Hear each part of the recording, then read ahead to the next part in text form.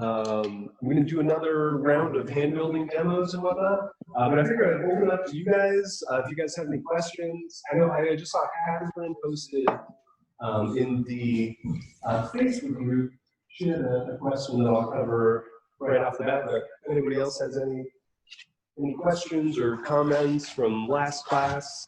I had 4 tries and they were all a failure. I could not get to actually produce the result that you had. So I don't know if my, I tried with a clay that looks very similar to what you have there.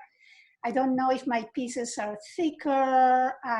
I can make the form, but the insert, but once I insert it, it totally changes and I end up with another hole.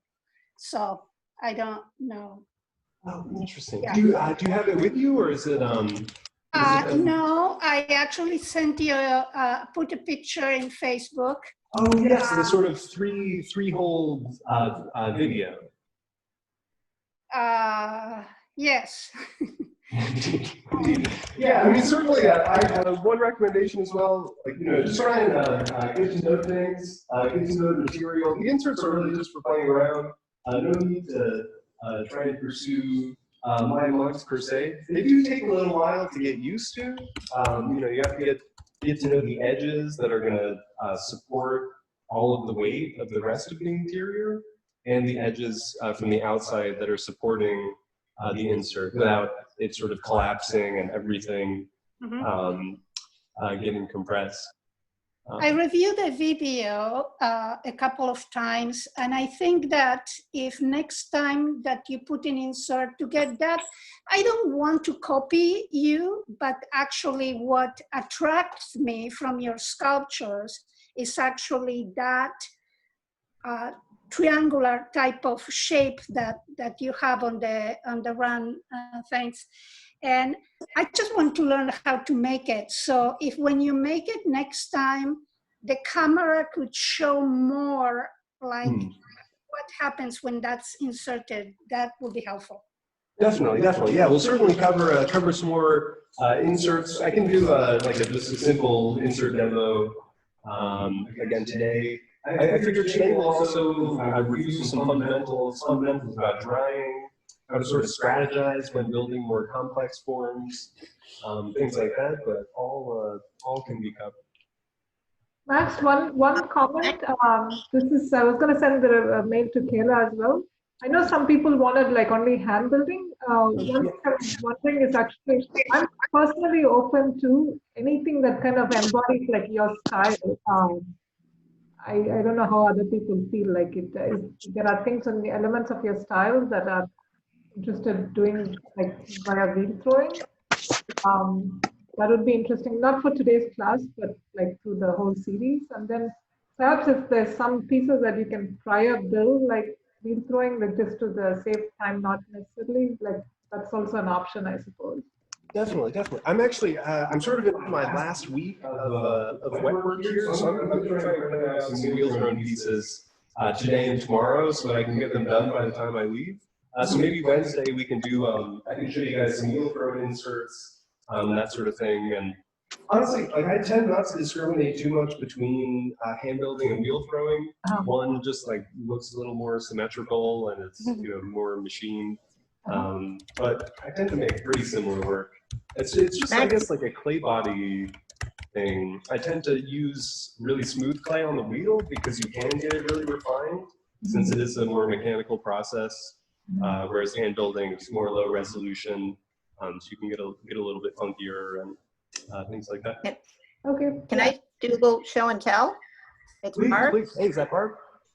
So anyway, in my shelter in place projects, one of the last things I had that I wanted to do is that I've got some of that Yingxing clay, if I'm saying that right, from some classes last year.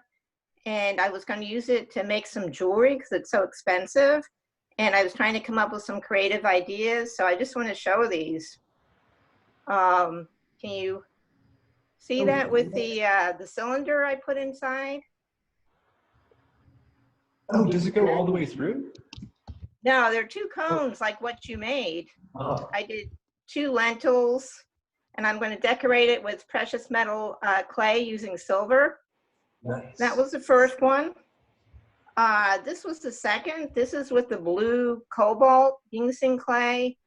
This stuff is $14 a pound, which translates into $370 for a 25-pound bag. So I thought I'd try something simple, making a bead, which is the ultimate torrid. But the clay would not take it. So I ended up, this was a cylinder with 2 of the cones put in the end. I'm starting to burnish it. And then this is my, this was the black clay. This is $5 a pound. And so I'm going to continue to do a single firing with them, cone 1, and then decorate them with precious metal clay using silver, real silver. So anyway, I've always wanted to fool around with the PFC clay. The stuff sounds amazing, honestly. And it's probably in that price range, right? Like $10 a pound. Yeah, it sticks great to this clay. It really adheres well to this clay. So anyway. What's special about that clay? Like, I've never played with anything like that. What is PMC clay is, to my understanding, and please Barb jump in here, but PMC is like half silver, half clay or something like that. And you fire it at a really low temperature, and it's basically hand moldable metal that you fire. Was the PMC or the Yisheng? Oh, I meant the Yisheng clay. Mm-hmm. So Yisheng teapots, I'll actually buy the Yisheng souvenir here. I can post some images of these in the Facebook group for today, but basically this town in central China, or I guess coastal central China, they make amazing teaware, a lot of like trompe l'oeil work in really simple forms, and it's almost all hand built. So they use tons of little paddles, big paddles. You know, they have different tools for like every part of the pot. They have a special rib for like that one angle of the shoulder, and then they'll switch to a different rib for like the wall of the body. All like crazy meticulous hand building to make these beautiful paper thin little tiny teapots. And they leave them unglazed, I guess, is like one of the special things, so that it's slightly porous, and the tea like seeps into the clay body, and you get like a patinated taste patina or like a well-seasoned teapot, sort of like a wok or a cast iron. And I think there's some rules about like shipping that clay internationally because it's like a national treasure of China. I mean, I got some of this at the, what was it, the China Clay Art in San Francisco carries it. Not cheap. Not cheap. Yeah. $14 a pound is pretty excessive. $370 for a 25-pound bag. Woo! Jesus, yeah. But worth it. Making beads, I think, is the way to go. No, nothing too honking, and get your money's worth. Let's see, any outstanding questions to begin with? I'll jump in with Catherine's question. Actually, is she here? I have like a mini. I'm here. Oh, hey, terrific. I'm here. So Catherine, you had some questions about building a large head form. I did some little sketches. If we can switch to the iPhone. Can see it. Camera two. So Catherine makes these like double diamond forms or double cone forms, and she was asking about scaling them up. So there are a couple strategies here. I think one of your main questions was how to tackle the base, and I would say just make sure you have like a thick edge on the bottom, whether you use a whole slab, which I don't think is really necessary, especially because you're doing planters. You know, you want a little open space, or hypothetically planters. I'm not too sure on that. How big is big? Excellent question. How big is big? Well, you know, it doesn't have to be the same as the ones that I've been making. I just would like to have some kind of a base on it, but it could be like a shorter base or a wider base. And the it should be like 8 inches, around 8 or 9 inches in diameter around the top. Okay. And, you know, the same depth of the head, and then the base on that. And so I don't really want, you know, the way I do these other ones, they're about equal. The head and the shoulder part is about equal, but on a bigger one, I don't really want that. It doesn't have to have that amount of shoulder area or whatever you want to call it, base. I guess So, the only real hurdles or like major decisions you'd have to make are whether you want to build them, you know, as separate cones Yeah. and then attach them. Yeah. I tend not to do that when I can, just because attachments are, you know, literally divisive sometimes. You know, just like another area. You could build them separately and glaze them together. That's one way of doing it. I would probably just build. One thing that's on your side is that it's an architecturally stable form. You know, a cone in is really a strong form. And if you make that bottom piece even marginally thicker, if not like twice as thick as the top, and you let it really set up before you coil the top part, you'll be good to go. I would just, you know, put plastic on the top of the bottom cone once you get it there, so that all of that area can set up. But the tips there, the top will be wet enough to attach when you build on. And I'll cover some of those when I'm going to do another coil demo, sort of larger formed, cantilevered forms as well, where you do need to think about drying more. Great, thanks. Of course. So we started last class with one of these mugs, which has been, I did cover it up just to sort of slow the drying process. So again, this is kind of a simple form. Like that cone, it supports itself. It's architecturally stable, and you can really knock it out in one go. But there are forms that you have to spend some time drying at. Always nice to have. So like a piece like this amphora, which is one of the only frowny ones I made, so I'm figuring out, I'll have to figure out some big surface and cheer it up a little. But this whole area, I let dry out for a fair amount of time, again with a thin layer of plastic wrapped just around the rim, so that it would set up enough, even over the course of a couple hours, to support that much weight, cantilever it out. Because a cone out is going to be less structurally sound than a cylinder or than something that goes in. Those are kind of, like wheel throwing really is a nice way to get to know how clay supports itself. Clay is really great under pressure, you know, under force going down, but tension is where you get problems. So where, you know, gravity is pulling it to the side. You know, if you've ever thrown a bowl and suddenly you know, do one pull too many, and suddenly it gets thrown a little bit out of whack and collapses.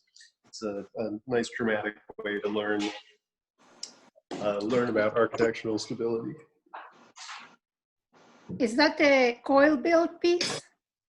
Indeed, yeah, that's coiled, and I'll probably do like a 2-day demo on a piece similar to that, just to sort of give you an idea of how I put those together. So this, oh, I should say we have 2 new students, one of whom is Catherine, who we were just talking to, and Brian as well. If you guys are there, you're welcome to do a little intro. I'm just gonna add a coil.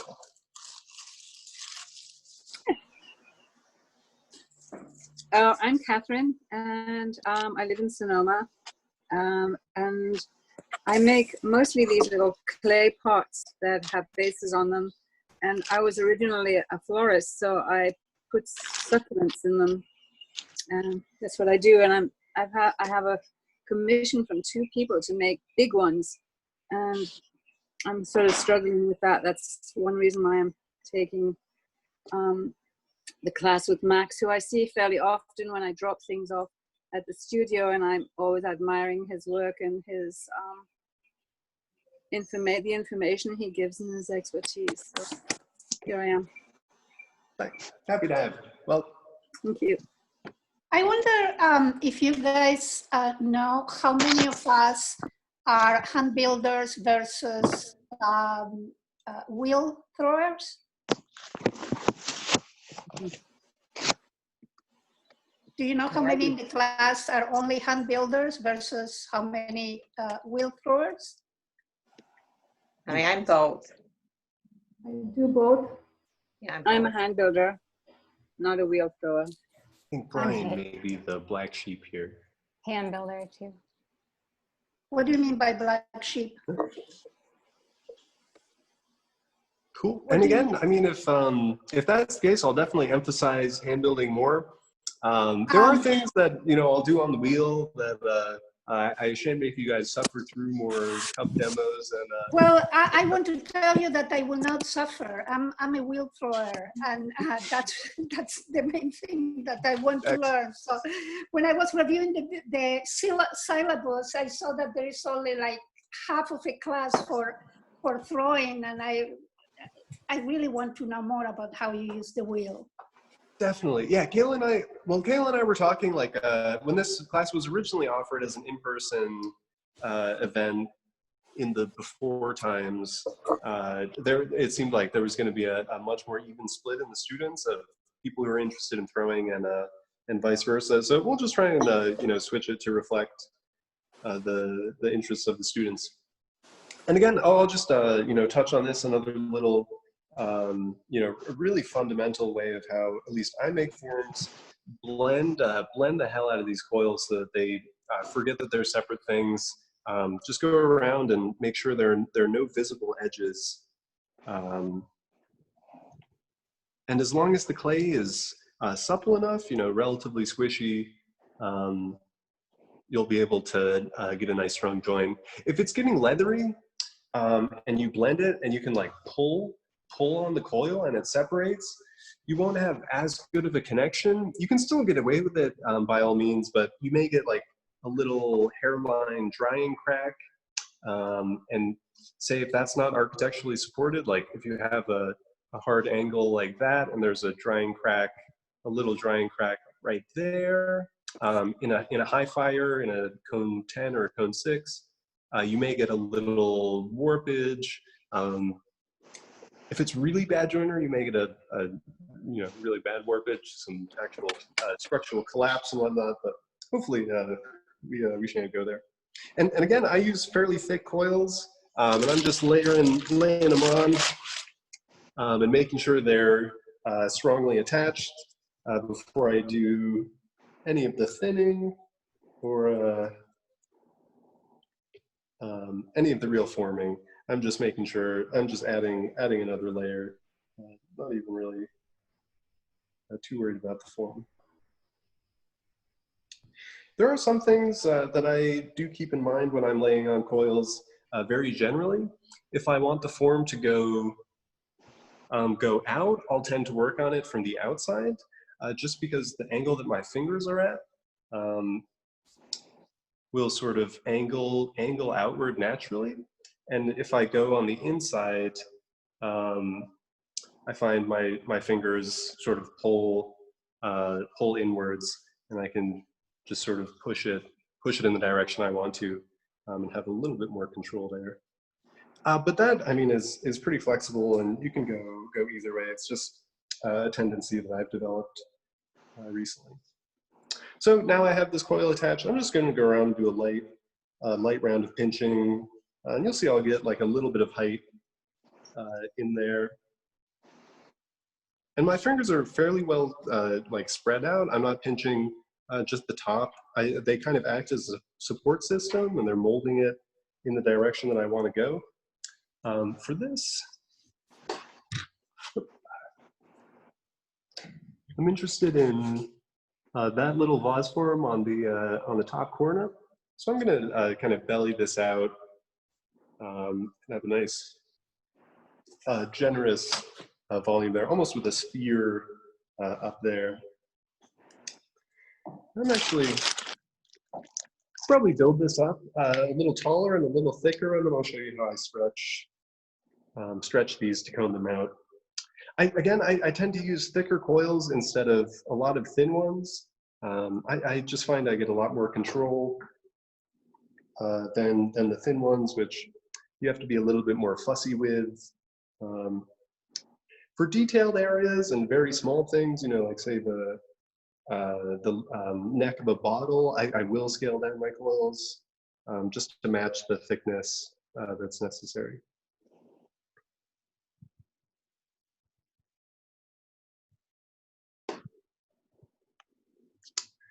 So again, yeah, I'm trying to feel myself better.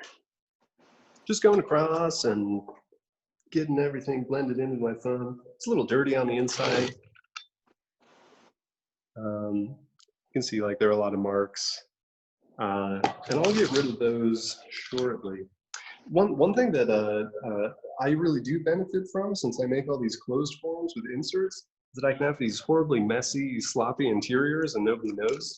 As long as I clean up the outsides, people think that I'm responsible and a thorough craftsman. But that's my superficial craftsmanship.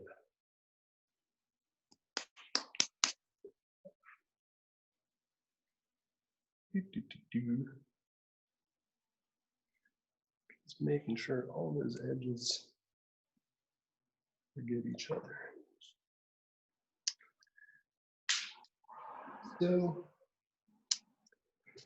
now I have this, you know, rather sloppy, messy thing, but with a fair amount of clay. And it's extra thick on the top right here compared to this bottom part. And that's because I'm gonna stretch that out. But first, we'll just clean it up, do like a single round.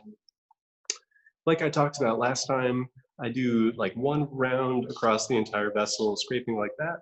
And then I'll do another round going that way. And that way you take off all of these lumps, all of these high points in an even fashion, and you get this nice smooth surface.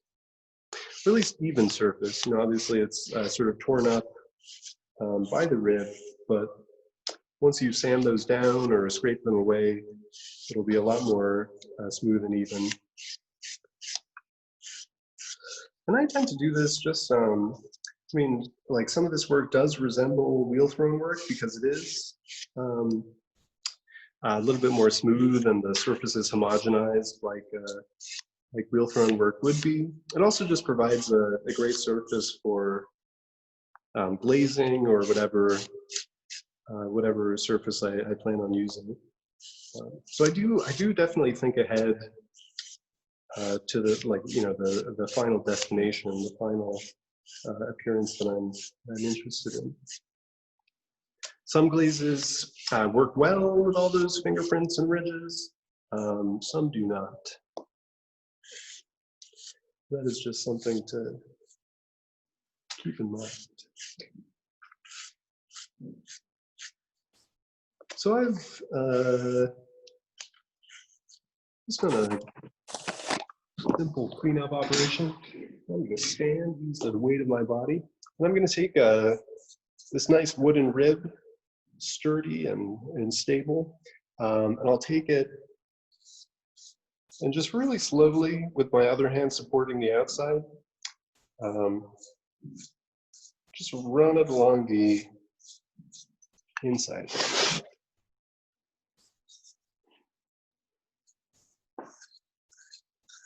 And this is just stretching all that extra thick clay that's at the very top. I find that you can stretch clay to the point where it's very thin much easier than building something very thin all the way. Because these are integrated, because this big lump here just thinks it's one thing, whereas it's a lot, again, just a lot fussier to use a million tiny coils.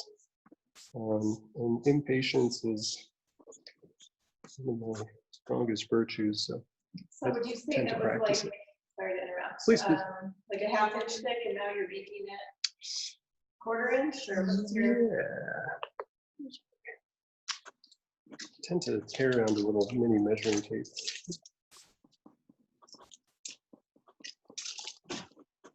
I do not have. Yeah, I'd say maybe the thickness of my thumb, maybe a little bit more, and then I'll take it. That's a bad reference. And then I'll take it to the thickness of my index finger. I'd say probably thin it out by at least half. And you can thin it out even more.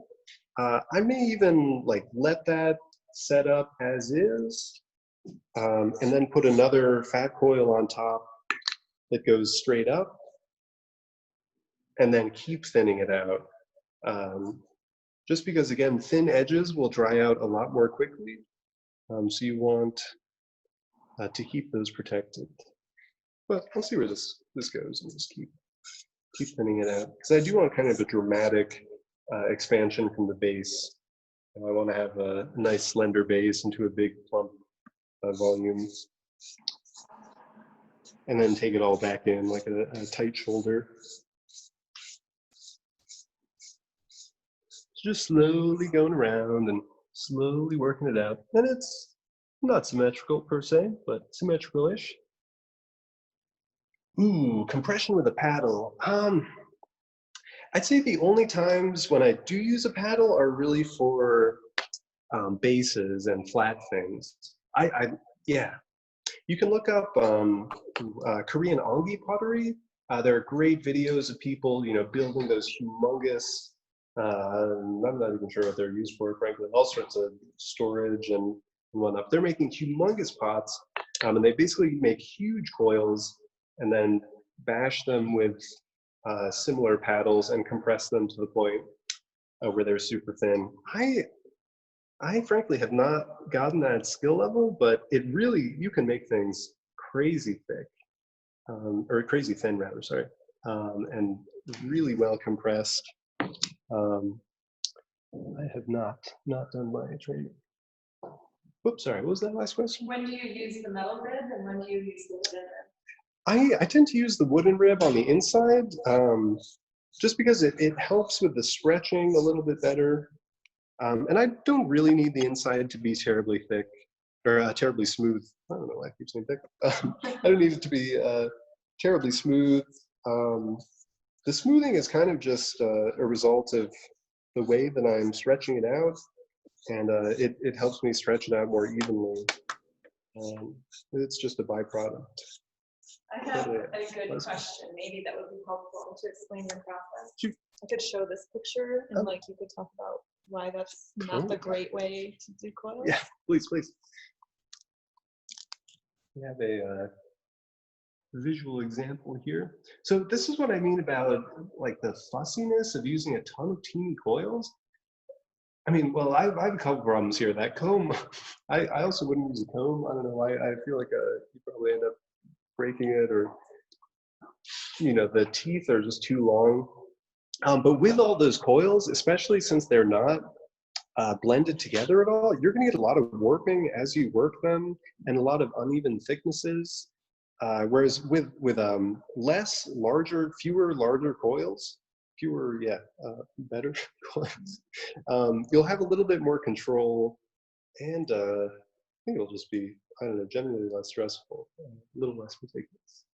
How do you avoid air bubbles with coils? That's another great question. Honestly, I haven't wedged hand building clay since like the year I started in high school.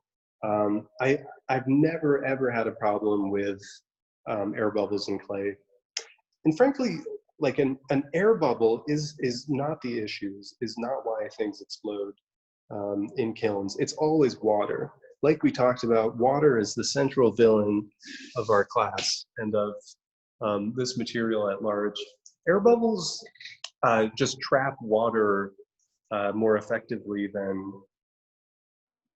clay generally. So the reason something would explode with an air bubble is because it just hasn't been dried long enough for the water to get out of that pocket. So if you have like a really large closed form, that's going to be a huge problem because there's, the water just can't get out. It's just being, circulated there. But there are a couple ways to solve that. Like this clay is a little bit gritty. Gritty clays will be able to breathe a little bit easier. Like if you think about a brick, there's really a fair amount of space for water particles to travel and evaporate through. Whereas something really dense, like a porcelain, where all the particles are super teeny and tightly packed, it's going to be a lot more tricky to dry.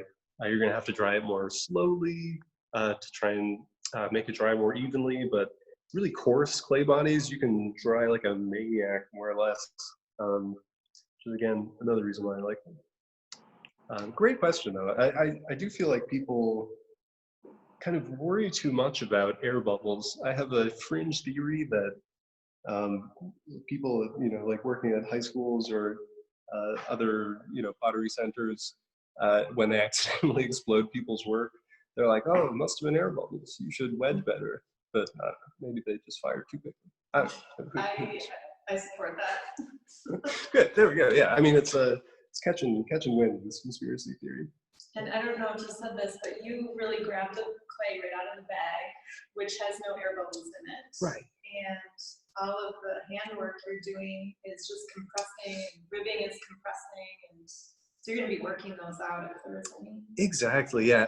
I hope you guys could hear that, but essentially, like the arduous process of blending and smoothing and stretching, you'll get rid of any pocket of air that would be there. But again, clay right out of the bag is already pugged, so it's bubble free. But again, like, yeah, it doesn't mean that you can fire large things that are closed, because they'll take ages to dry. There's a nice like self-defense mechanism that clay has where it'll just crack if there is a large closed pocket, because the water is violently trying to escape, and it will just do what it wants, more or less. I'm going to set this aside. When you can see, even having blended one side of this coil, it's still like, it doesn't want to separate. But there we go, the nice strong tug. It does. So I'm just going to put this off to the side for now. I'll cover just the edge with a sheet of dry cleaning plastic. If you know anybody who does a lot of dry cleaning and stuff is like gold, it's really quite valuable. It's great for packing delicate work. It's sort of a breathable plastic as well. It's moldable, which I like. It'll like grip these edges a lot better than that bagged plastic, which is a little bit more robust.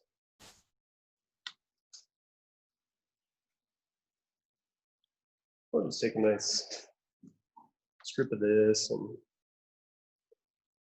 wrap it around these edges. Yeah, I like that it grips. And again, like for this, I'm just doing this to protect the top edges where I'll be joining coils on later. It'll allow the base to still set up, but set up very gently. So I would probably leave this alone for, anywhere from an hour to 4 hours. And anything beyond that is probably pushing it. Even if it is plastic, it does breathe a little bit. So, if I go and take a nap and I wake up at 10 o'clock, some of these edges will probably be a little less willing to take on another coil. But if that were to happen, you can like cut off just a little bit, just the tip that's a little bit too dried out. You can do some re-wetting, like the wet towel or wet paper towels. You can slice and dice it with a rib or with a knife tool and get some water in there.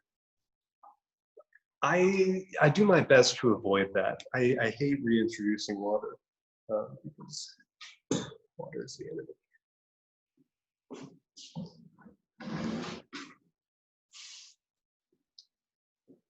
So let's see. Oops, sorry. It keeps asking me to join something.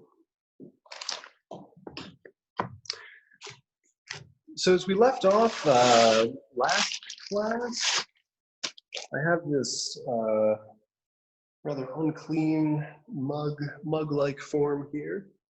And I'm just going to show you guys how I go about like really doing the final refining stages.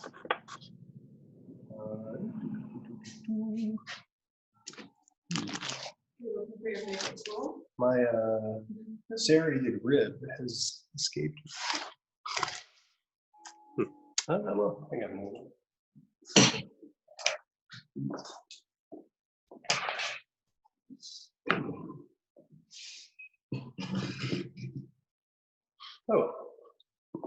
Oh. So there are a couple ways that you can really easily smooth out a form when it's dry. This is past leather hard. Like I can still push into it, but I certainly can't add any more appendages or anything like that. Normally, frankly, I would probably wait until this is bone dry to do what I'm about to do, but it doesn't really matter. You can do it at any point. And this is actually, I don't know if you guys had seen, but I posted a detail of a Ken Price, one of his lumpy polychromatic pieces in the Facebook group. And this is a technique that he uses for a lot of his work, almost a frightening amount, and it's a really simple technique, but it's how he achieves these like unbelievably detailed and magical color effects. If you could, that'd be great.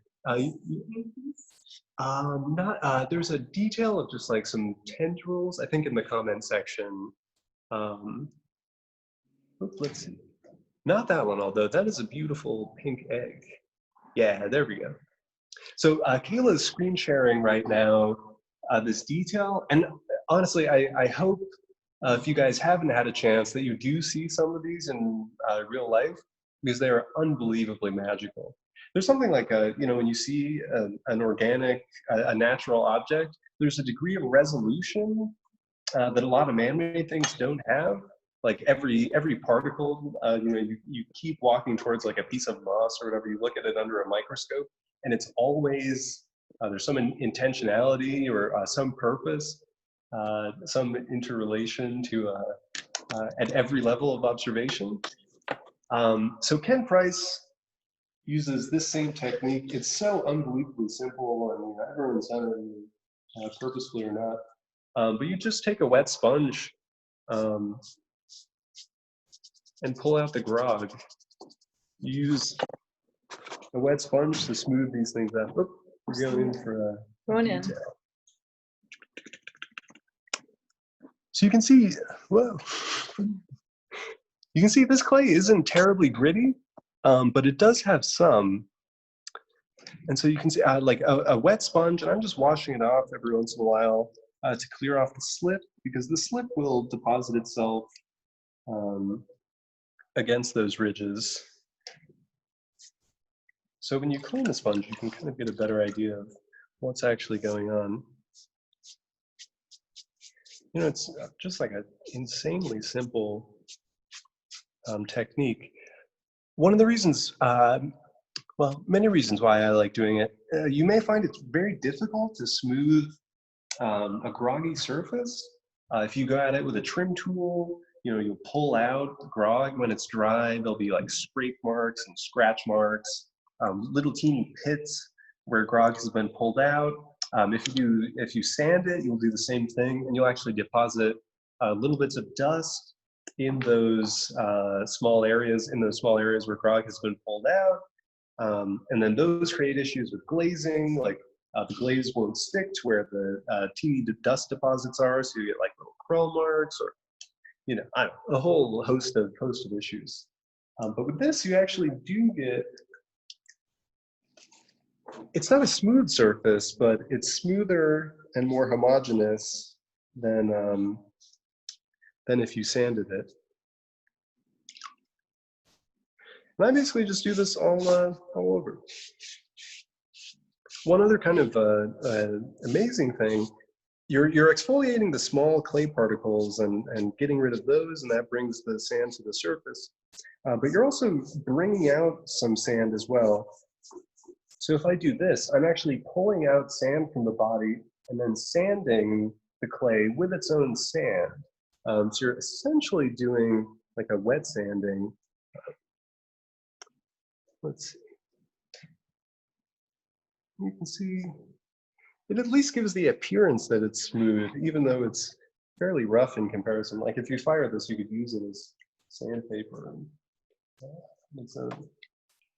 you're smoothing the contour of the form, like you're not making the clay smooth to the touch, you're just smoothing the form. Yeah, and like the tool marks as well, you can get rid of those. And I tend like, you'll see, hopefully you can see there's some uneven areas that are still like a little lumpy and they look like they've been tooled.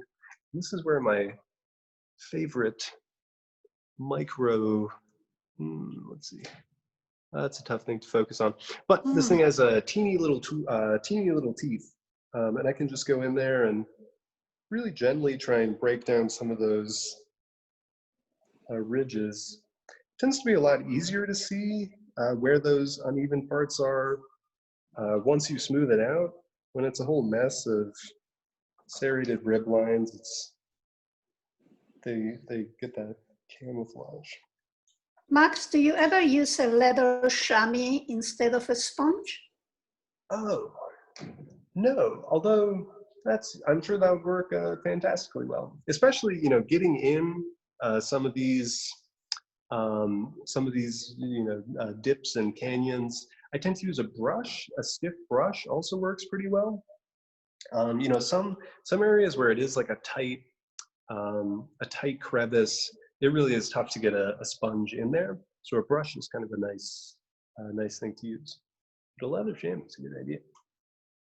Going back to the Ken Price detail, so he does this for all his work. He, you know, coil builds really thick of really groggy clay, and then he smooths the bejesus out of it with a sponge.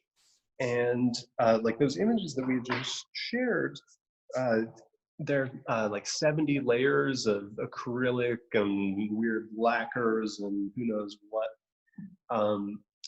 But the reason that they have that amazing resolution is because they're defined by grains of sand. So he'll put on 70 layers of paint, and it'll be slightly uneven to the resolution of a grain of sand. And then he'll do some actual sanding to smooth it out, and that reveals the uneven topography. So that's why, you know, you'll see like concentric circles that are unbelievably high resolution. He's just using the natural elements of the clay, the natural deposits there, frankly, to an amazing degree. Can you see them? Is it zooming in for you? Yeah, looks great. They're really, honestly, magical objects to see in person. I just saw, he had a show with Georgia O'Keeffe at the O'Keeffe Museum in Santa Fe, and I stopped by this past summer. It was a crazy pairing. They really, I don't think they knew each other, but they were both living around Taos. Do you know the name of that serrated cleanup tool you done? I can post a link to this in the Facebook. I think I got it from like Sculpture House, some kind of Sureform. I can't remember. John Gill had us invest in some of these.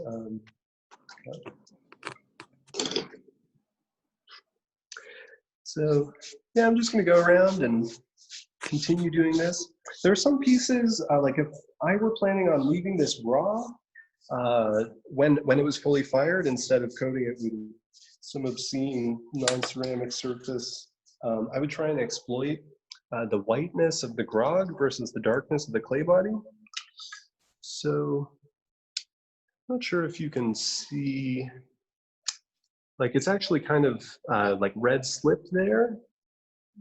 But if you take your sponge and really wring it out, and really like have some water in there, you can, all right, so it's a little slippy and red. You can see the whiteness of the grid again. So you're just cleaning up each individual grain of sand with a nice dab of water there. Do you know what type of paints Ken Price used? I think he used a variety, because like he was using car lacquers in the 60s on those pink eggs. He also did use a lot of glaze, like those cubist vases and stuff. Those I don't know, those are, yeah, he has so much impressive work, but I find those to be really up there. They're so clean. I don't even know how he did them. I'm a total Ken Price fanboy. I've actually been in contact with, Sorry, this is Jeanette. Hey, Jeanette. Hi, I have a question. I don't want to interrupt you, but Oh, please help me. you're talking about how water is the enemy, and now you're using water to smooth your surface. Is any water getting in through those holes?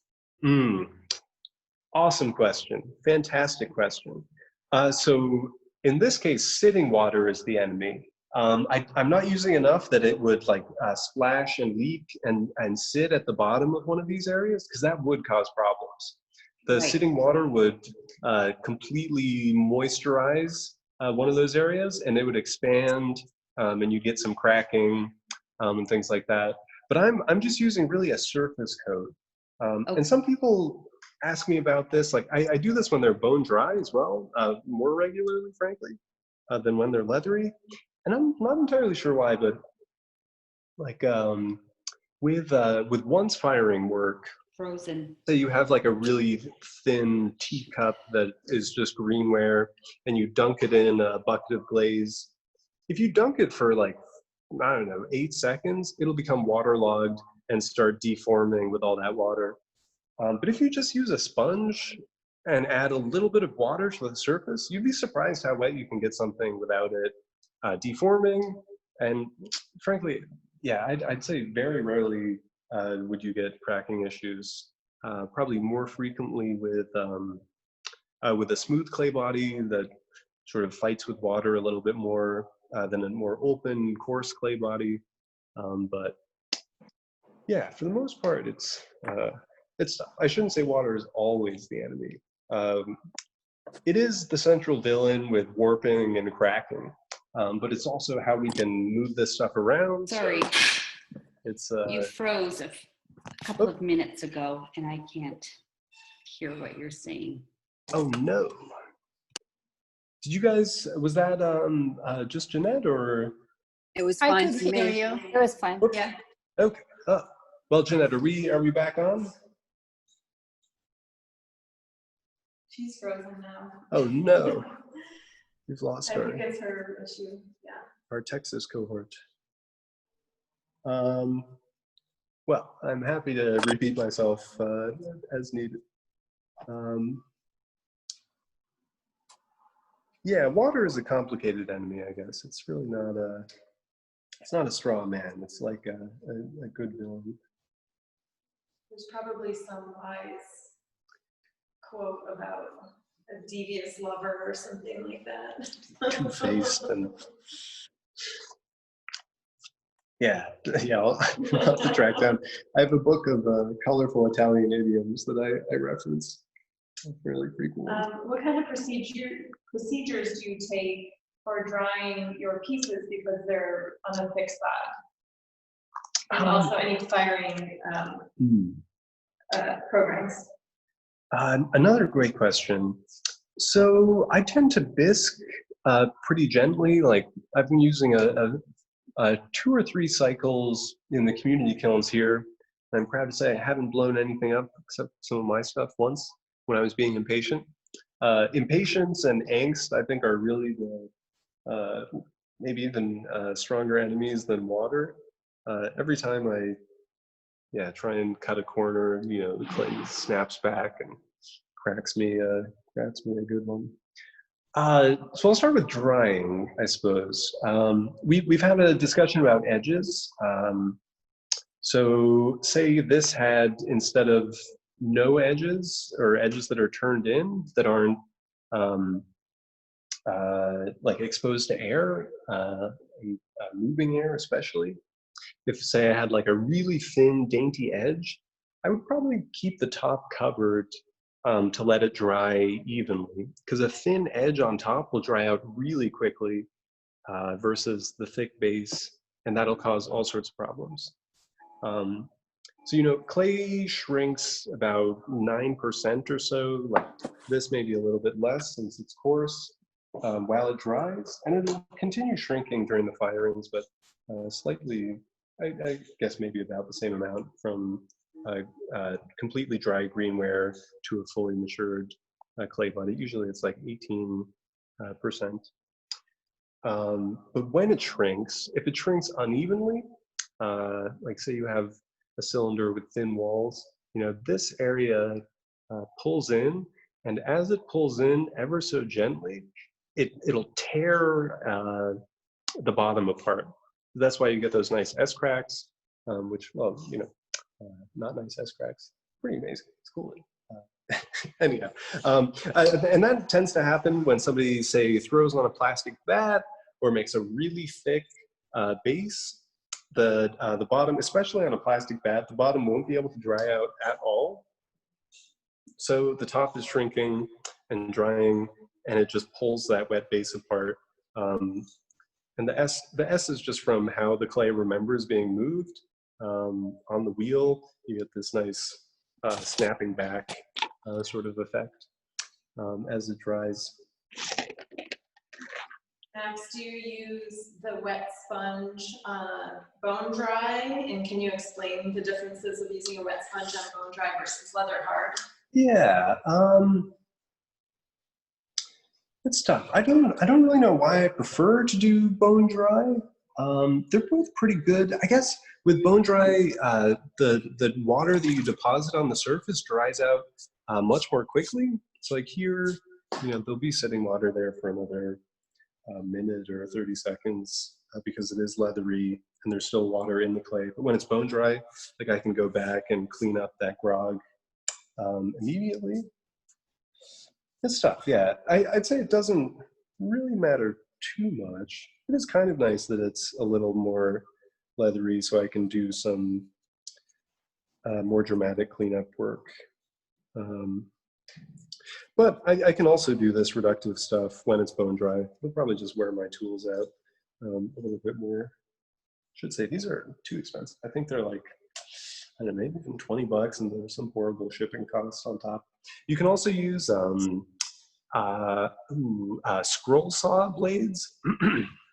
And if any of you guys know somebody who runs a wood shop or operates at a wood shop, they tend to toss away a lot of these things. You know, you'll have like a 4-foot scroll saw that's basically, you know, a really thin sheet of metal with a bunch of teeny teeth. And they'll snap every once in a while, and they'll just throw out the whole thing. But you can take those, and some of them, I think jigsaws are another variety of those that are a little bit thicker.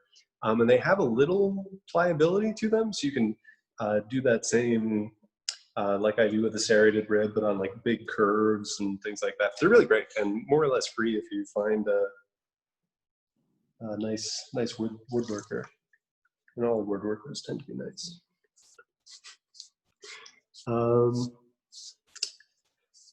Other things about drying. So some things to keep in mind. We're, you know, in a world full of enemies here. Air conditioners and fans, I am strongly against. It's better to dry something with heat than with air. Heat actually, and you can test this even just by putting like a teeny ball of clay in a kiln that's candling, in a kiln that's at say 200 degrees. If you put that little ball of clay into a warm candling kiln, and then you come back 20 minutes later, you'll see that the surface is sweating. It's wet on the outside because the heat is wicking the moisture from the clay. Whereas I probably should have just done this live, but if you put like a little ball of clay in front of a fan, you'll see the one side that's getting blown with air will be like bone dry, and the other side will still be squishy. It's directional and uneven. Uneven drying is really the enemy. You can dry stuff really quickly as long as it's even. So in industry, they'll actually dry stuff in kilns with like a bowl of water in the kiln to homogenize and have like a moist, warm environment. So it's wicking moisture out evenly and very rapidly. And industry is really kind of the standard we should look to, because they're the most impatient and the most exacting, and they have the highest standards, and they use the craziest processes. So if there's any crossover you can do with ceramic industries, try and capitalize on it, because they know what they're doing. You know, they're facing like lawsuits or whatnot if their glazes are wrong. And good people to pay attention to. So for those of us actually that use community kilns, how about, and we're never sure about what they're going to do, how about putting our pieces in our houses' ovens for a few hours on low temperature? What do you think? It's so tough, because I run a community kiln here. So I would say, you know, trust your community kiln fire to the nth degree. But sometimes it is best just to do that work yourself. I'd say, you know, it's not necessary to dry things quickly and like in a warm kiln with a bowl of water. Just drying it with like a light covering of plastic will be, it'll have a homogeneous area for the moisture to move around in, but it won't be like quick, like drying quickly. Like if you leave it out, there's a pretty strong chance that there will be some directionality in the room that you're working in. Like if you have a window that's open, probably one side will dry more evenly. Some things will be more fussy, like again, groggy clay, always forgiving. I tend to just dry these out and exposed. They do, excuse me, they do all right. Sometimes, you know, if I have time and patience, which I usually only have one, if I'm lucky, I'll just leave it loosely wrapped and forget about it. And then I'll come back in a week or a little bit more and unwrap it. Probably, it usually takes like at least 2 weeks with a loose wrap for it to be bone dry. But if you have the time to do it gently and slowly with the cover, it's probably the best way to do it. Would you be concerned with clay toxicity in the oven, like contaminating? Not so much toxicity, but just dust, I guess. Yeah, like having sandy, I don't know, you know, a sandy roast or something afterwards would be a little unpleasant. But that shouldn't be, you know, too much of a problem. I don't know, dust. Yeah, dust and ceramics are insidious and inseparable. Certainly had my share of very dusty home environments. Yeah, that's an interesting question. I wonder. I've heard about some crazy things like microwaving your clay. Like Sean Murray up at Alfred did some really weird projects trying to dry tiles and huge platters. If anybody's ever made a platter or plates, you know that they're kind of a nightmare to dry, because you really need them to dry evenly, but you also have to trim them. You have to do so much trimming. And if it's too wet, you know, you'll like push up from the bottom and it'll get warped. Or if you trim it too much, it'll be really thin. And they're just a huge pain. So he was doing things like drying them with electrical charges and like, I don't know. There are all sorts of ways to dry pieces. I haven't gotten too experimental in that vein, but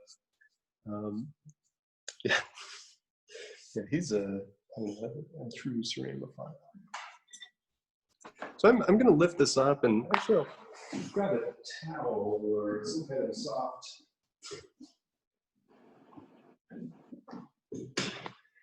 I'm just going to flip this over and try and work on, see, When lifting it up, I realized I have this probably, well, I guess it's a little hard to see, but there was a rough spot that I didn't notice when I was going around.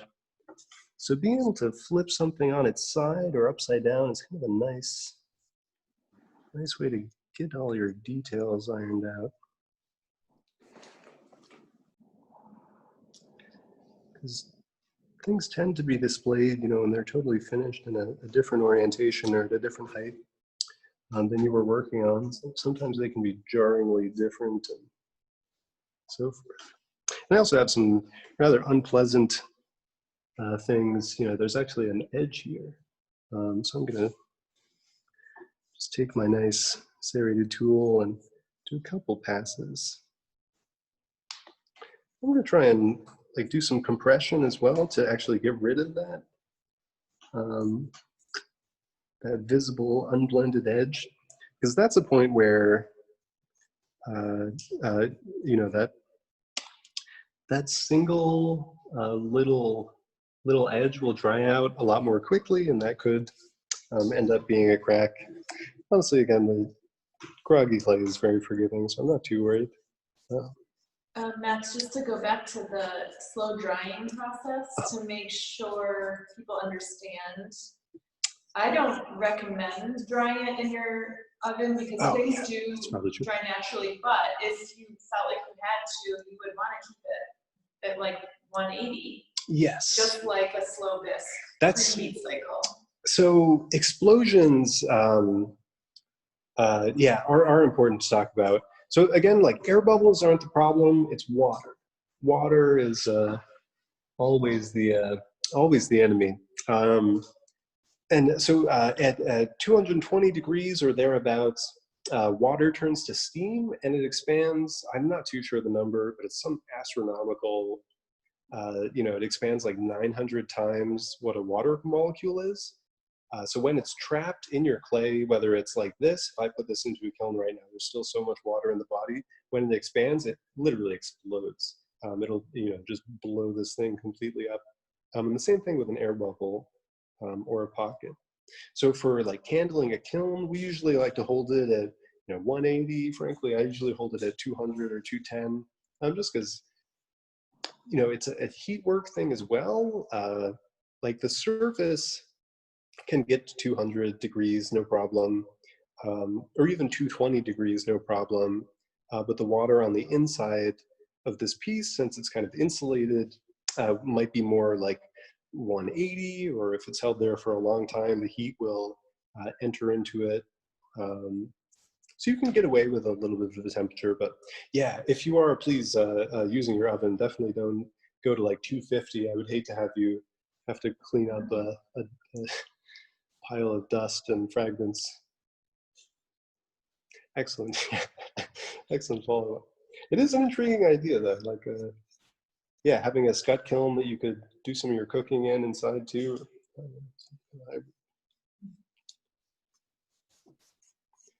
So again, just doing my same cross-hatching technique. Yeah, can you hold it like this? Okay. I'm not even sure if you guys can. Oh yeah, there we go. You can see the teeth. Raking, it's like a hard rake. Hard rake, and doing a couple different directions. Just like with cross-hatching, when you're drawing, it's a really gentle way of working down those high points or working down those low points. You know, in drawing, it's the reverse. You're building them up smoothly and evenly with little bits. And I tend to make a mess when I work. You know, I'm just sort of like if I were whittling or something, I'm just spraying little bits of clay all over the place. So be careful about that, or not as you need. Just cleaning up these unsightly edges. One thing you'll notice if you just making like a little bit of an edge. Let's see where I worked. little bit of an edge sometimes helps to make things look more buoyant. Or if you look at like a deflating balloon, you know, the heavier it's sagging, the heavier it'll sit. If there's still some buoyancy, you'll have a little bit more of a curve versus like a hard angle or something is really plopped. So it's a fun way to think about, you know, how do you make something look voluminous? You know, this thing has volume, but how do you emphasize that notion? And it's really kind of a cycle. Like if you think about a fruit ripening, sort of similar to a balloon, you know, it'll expand, it'll reach its maximum point, and then it'll start rotting and wrinkling and doing all sorts of things. So there's something about that that's really nice when you think about vases, like trying to get to that peak buoyancy or filled with volume. There are, you know, proportions at play and something like that. Like you can just switch the proportions, make something skinnier, and it might look a little more full, something like that. All right, I'm pretty caffeinated, but should have some other people join in. I'm out of control. Maybe, yeah, that's a good question for everybody. How do you think about volume or form or, you know, the character of a vessel or a piece based on that? If anyone wants to respond, feel free. Or I'll start calling on people, as is my right as a teacher. I like what Max is doing to the bottom edge myself, because I feel as if, you know, when you leave it for a couple of days, it'll sink down and it'll just like slump into the table and it'll look like it's really like sitting. And I always think it's nice to, you know, lift it up, make it look more, give it space like at the very bottom edge so that it looks as if it's kind of, you know, not so heavy and not so spread out. So I think that is really nice, especially with that rounded form that's so curvy. It's almost important to really emphasize that bottom edge. I agree. All curved. Just follow up on that point. Like here I have this frowny amphora that I made, and I haven't cleaned up the bottom. And if you see, the edge is really sharp to the point where it's dangerous. Like if I were to plop this into a bisque kiln and I landed on one of the edges accidentally, I would probably chip it, and you know, perhaps to a dramatic extent. So just rounding off that edge even a little bit, like you can see how sharp that is. And the reason it'll chip is because you're hitting a fine point, and that'll just break off. So yeah, a little bit of that, you know, helps give it a little visual lift, but also protects it. Roundness is safe. That's why diner mugs are, you know, all edgeless, and this is, you know, my take on a diner mug, because they're all round and thick all around, so they can, you know, take a beating and toss one off a table, and you know, built like a tank. I found the tool. Oh. It's called a 7-inch serrated chrome modeling spatula. A modeling spatula. There we go. This particular one has one hooked edge, which I tend to use a little less. This flat side is good. They're really they're fantastic tools. You can really, you know, get into places, and this one has lasted a lot longer than I thought it would. The teeth do wear down. Can people hear me? Yeah. Okay. Yep. I can contact this supplier because they're offering 20% off of their tools for virtual learners. So I can contact them and get you a code. I'll do that, yeah. Great. Is that Sculpture House? Yes. Okay. Have you used them before? No, I haven't, but I kind of looked at it online while we were talking and saw that. Yeah, I don't know where they're located.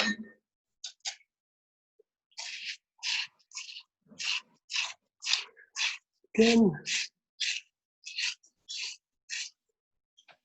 I'll just repeat this one trick that I use with the serrated ribs. These edges are quite big and, you know, can be a little bit too much sometimes. But if you angle it like that and do your scraping at an angle, it just shortens the distance between the teeth, and you get a sort of a much finer combing. Can be kind of nice, just the way that you work. But this one I've effectively worn off the tips in the center, so it's kind of a nice dull top edge.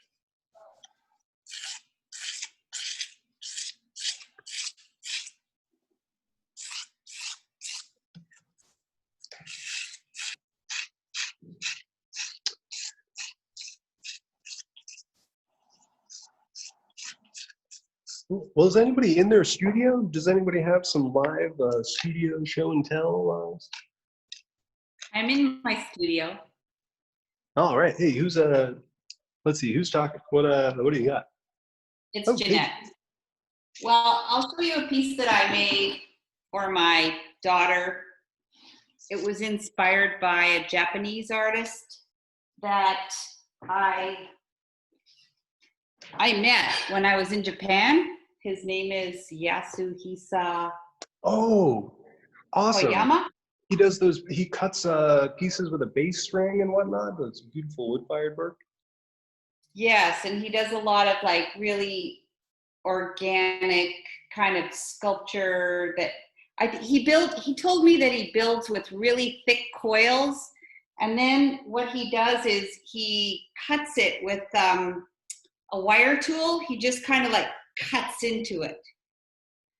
He uses like a double bass string or a bass guitar string, because normal wire tools just snap really? on that clay body since it's so gritty. So he has to use like a really thick bass string to do those cuts. That's neat. So anyway, I bought a piece from him when I was there, and I have it in my living room, and it's very, very nice. Of course, his was fired in a wood kiln, so it has the beautiful quality of that, color similar to this from the wood firing. He's a rock star. I'm incredibly jealous. Yeah, he's about 85 years old. Very, very nice man. So anyway, I made this piece for my daughter. Wow. And it's been bisque fired, but I don't have a wood kiln. And I don't know, I don't want to put any glaze on it. But I do want to fire it again, maybe in a salt kiln. I'm not sure what I should do, but I don't want to put glaze on it. It's nice too. Like I tend to live with my bisqueware sometimes, when I don't know how to surface it. It's kind of nice just to live with something, and maybe it'll tell you, at some point. Yeah. Do well in salt, or. I'd rather do that than take a chance, because I feel as if I always ruin everything with glaze. It's tough. I have to say, I definitely ruin a majority of my work with surfacing. Yeah, and then here's another one that I made for my other daughter. We recently did a trip to Thailand. I made an elephant for her. Yeah. And this one has been bisque fired with like a black,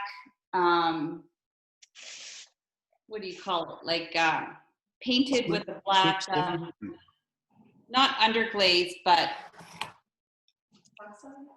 the oxides, maybe like some manganese oxide. Black oxide. But then it turned kind of like a maroon red color, and I was wanting to fire this again in a salt kiln, hopefully. Cool. Yeah. Do you have a salt kiln, Kayla, yet? Oof. Not yet. It was put on hold from COVID. So, Oh, no. yeah. Stay tuned. Okay. There's one here in Austin, so maybe I should try to fire it here before I take it to my daughter in California. Unless you'll get a kiln anytime soon.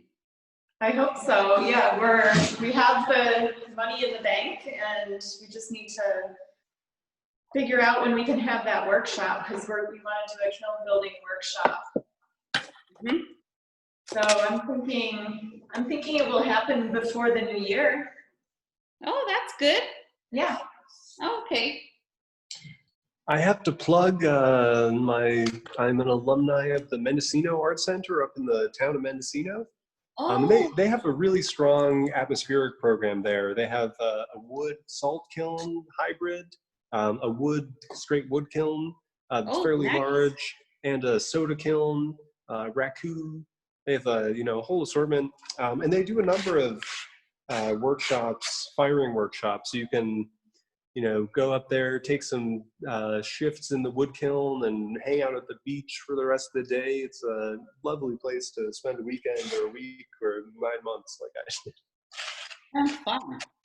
I've been there once, just to visit, not working at the center or anything like that, but it looks like a great place.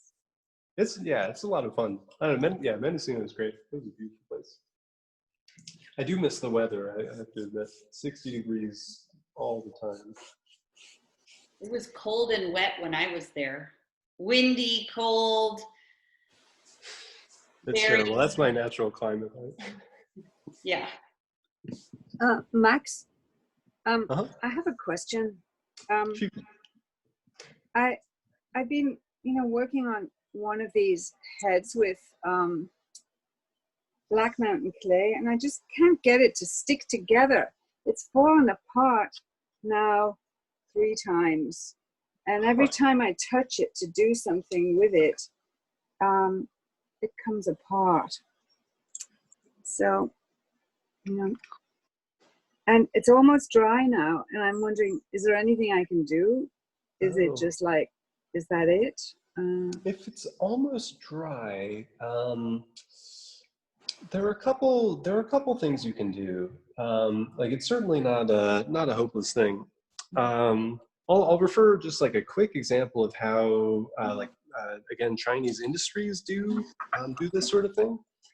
So in like a slip casting teapot factory, say, and don't worry, this is a little off topic, but we'll get in a slip casting teapot factory, they'll slip cast all the bodies and all the handles and all the spouts separately.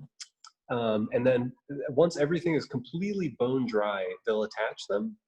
So they'll attach them basically, I believe, with some kind of vinegar stick-up slip. We'll talk about stick-up slips on Wednesday, but more or less vinegar.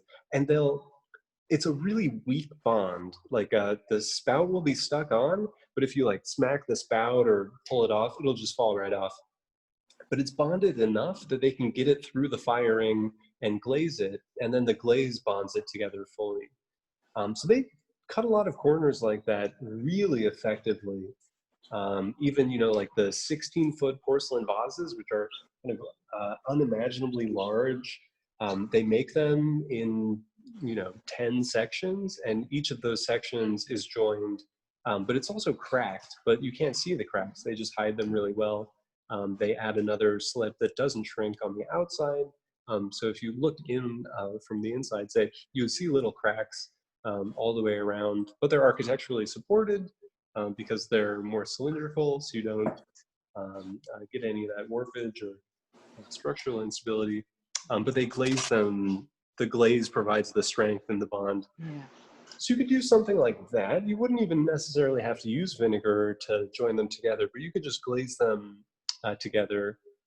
And in preparation, you could clean up some of the edges and see how they fit together, and just try and get them to fit together, and then add glaze to 1 or 2 of the sections, and they'll just melt and bond. And a glassy bond is a strong bond. So I would, because it hasn't been bisqued yet, so I would do that. I would put the glaze on and then put it in the bisque firing. Oh, you could bisque them separately and then just glaze them as you would, Okay. but make sure there's at least one layer that's glazed, and it'll just melt and glue itself right on. One thing, like, and you don't really have to worry about this unless you're doing a really thick application of glaze, but if you have two things that you're glazing together and both of them are glazed, both sides, they'll kind of hydroplane because glass is fluid, and especially so, like evidently so in the firings. So like I had a traumatic event where a friend of mine was firing a bunch of stacked things that he was going to glaze together, and a bunch of them hydroplaned and just fell off onto my stuff.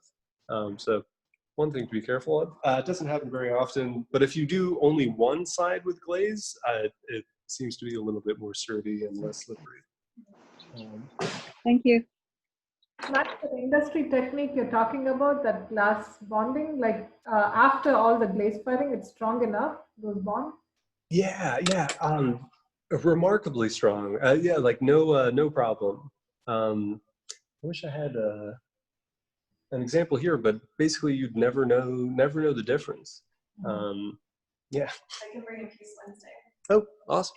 Kayla has also been this town. It's not really a town. It's like a huge city, but Jingdezhen, the porcelain city in Jiangxi province in China, is literally like Willy Wonka porcelain city factory land. It's an amazing place. It has a central role in history, ceramic history, especially the history of porcelain in the world. They have Mount Kaolin right nearby. If you've ever mixed a glaze and you're like, I need some kaolin, this nice white clay. There's a huge kaolin deposit nearby. Yeah, an unbelievable place. But that's where like all this mass manufacturing happens. I think they still make like 60% of the world's porcelain, something absurd. Don't quote me on that. But something absurd for artists. I'm just going to put this aside for now and get back to some wet work. But you can see it's fairly smooth. I'll still do some more sponging later on, probably once we crack that a little more. But I've gotten all the contours. Oh, hey, oh no. I shouldn't have gone in for my detail shot. Exposed my laziness. Matt, do you ever add back into the form at the stage if you have a little pit or something, or do you always subtract? I try and get rid of all those pits and edges as much as I can while it's wet. So I do kind of scour the forms, but like that edge there, which I hope is even perceptible. Like that's a thing that will bother me. I'll try and just like lightly compress it down. I'd say I rarely do at this point. Although I probably could get away with it because it does still have a little bit of squish left in it. But even so, as little fussing as I can manage to avoid, I will.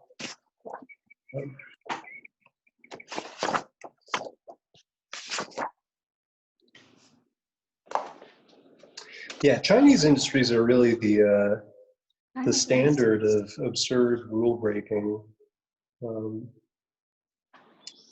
especially like, I don't know, everything we're taught, like you have to attach things leather hard or softer. They do all their attachments bone dry. My jaw was on the floor for the entire month I was there. Max, Shelley here. Hey, Shelley. I have a question. Your clay looks really great and pliable, but I sent you a photo in Facebook of the white clay I bought, and it seemed to be creating fissures. And I even called the company that made it. They said, well, maybe it's the wind. I was trying to look at it outside. But do you have any thoughts about that? you know, when clay starts splitting apart right out of the bag shortly after making a coil, it starts drying up.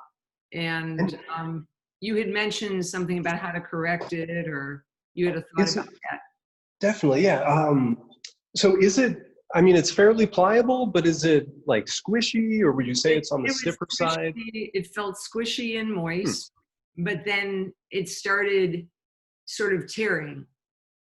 And as you work with it, more or less, or?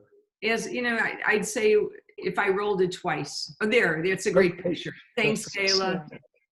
And what clay is that, Shelley? It's IMCO, IMCO sculpture clay.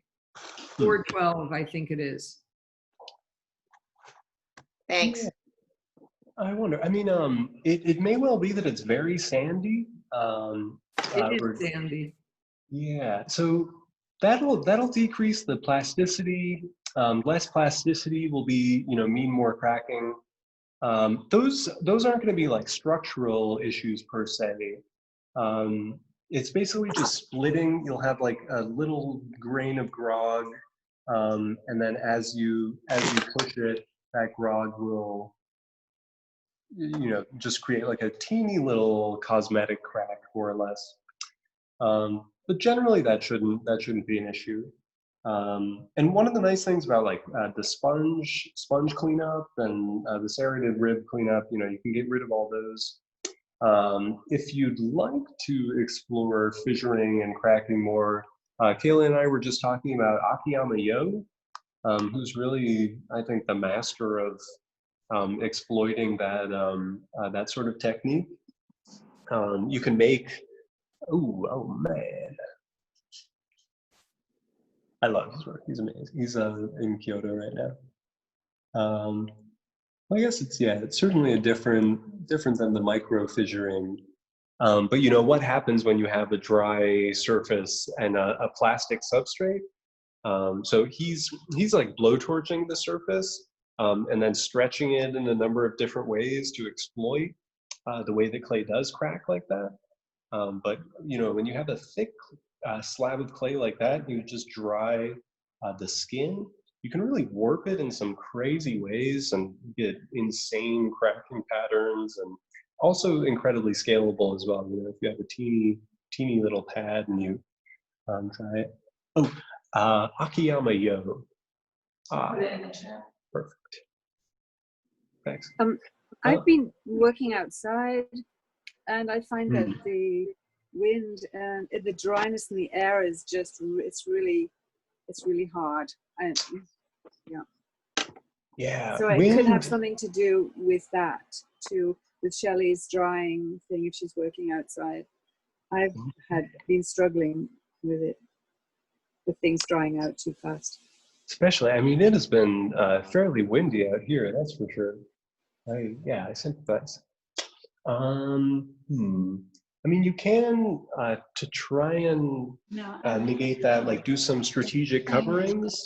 If you're not working on a section, just wrap it in a little layer of even cloth, you know, will help delay things, and it's kind of an easy on-hand thing to throw on. But plastic is also good. Although you want to be careful that you don't freeze, keep something to the point where like stop something's drying preemptively when it's still too soft to support, you know, another section. You freeze it there, and then you'll get like some collapse, or it'll slowly warp and fall over. I guess I would ask the question too: how long has Shelley been working on that piece before it started doing that? 5 minutes. Oh, okay. I had just taken the clay out of the bag. It was a new bag. And I made the coil, rolled out the coil, and just a few minutes after. Rolled the coil and I didn't know if it was the dryness of my hands. Are you rolling your coils? What surface are you rolling your coils on? I was rolling it on wood, and then I tried rolling it on plastic. And then I didn't actually, and then I didn't use any surface. I did it between my hands. So it could be, and I know it's a sandy clay because it's a sculpture clay, but it was interesting. But I do have to make I called the company and they were lovely. And you talked to the technician and he tried to figure it out with me because he said last year they had bad bags of clay that were, having problems. But he assured me this was probably not a bad bag of clay. But always feel free to call the company that makes things because they're very, very nice. Yeah, that's awesome. Really good customer service. But I didn't know what to do. And he didn't have the answer. So, but thank you. I mean, maybe I'll just work with it. Oh, it's one of those things too, like just like getting to know a glaze, sticking with one clay body for an extended period of time really is pretty useful because, like, that might be a problem in the firing, or it might not. My guess is it won't be.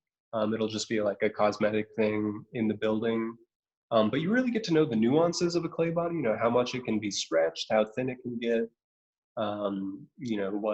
What colors it takes in the glazing, how well it builds big stuff versus low resolution things. So when I can, I try and limit my clay bodies. I'm very lazy with like the clay body side of things. Some people are much more clay focused. I'm a lot more glaze focused.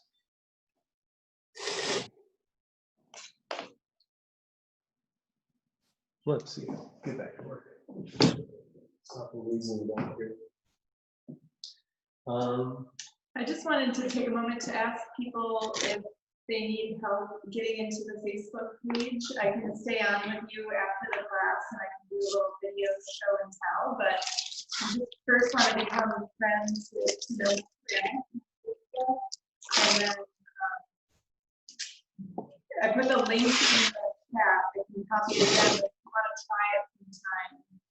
Today, it'd be great. I think it'll be a great resource going forward. Can't really hear you. Oh, I just wanted to say that I'll stay on the line if anyone needs a little help getting onto the Facebook page, because I think it'll be a great resource. And if you could like Sonoma Ceramics first, that's what you need to do to be able to get in. And then you click on the link.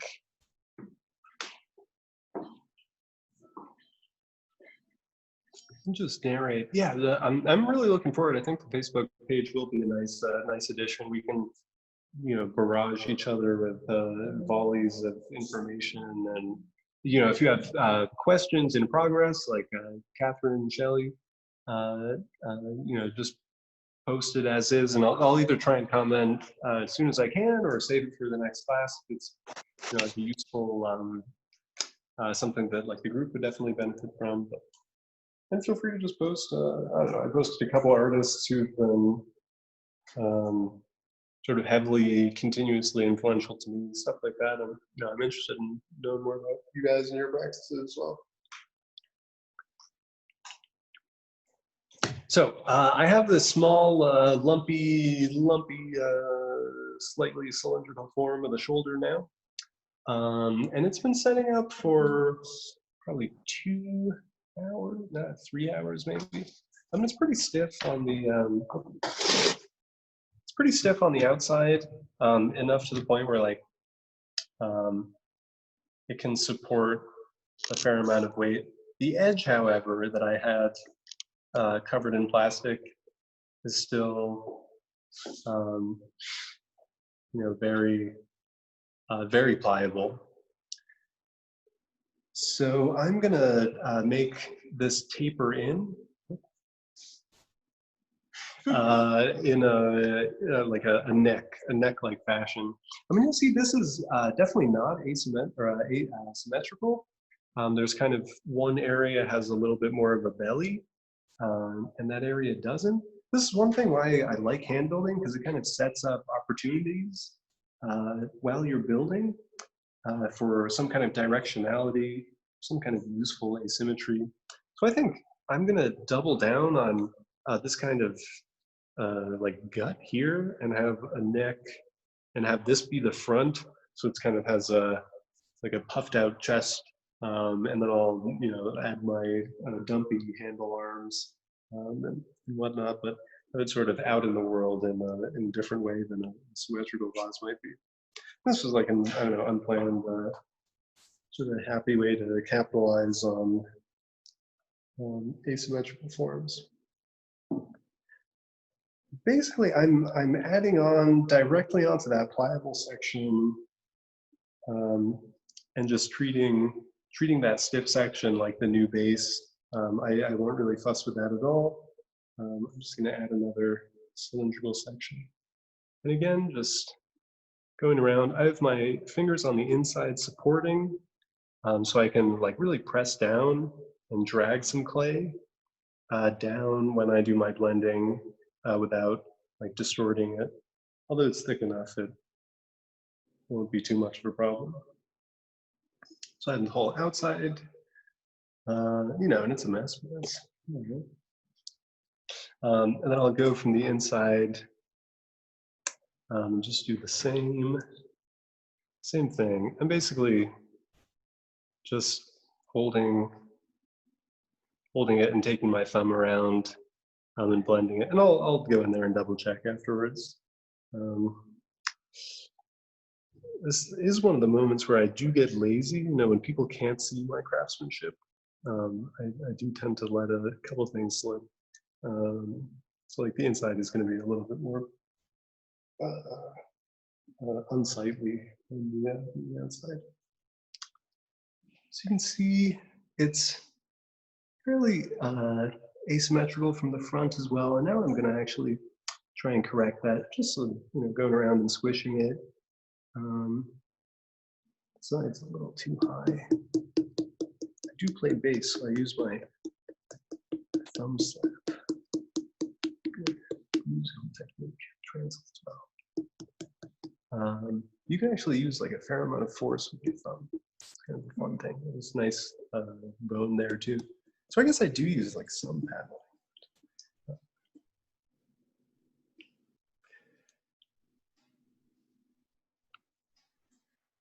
Just need to make sure I'm oriented. So I'm actually going to go in there and belly and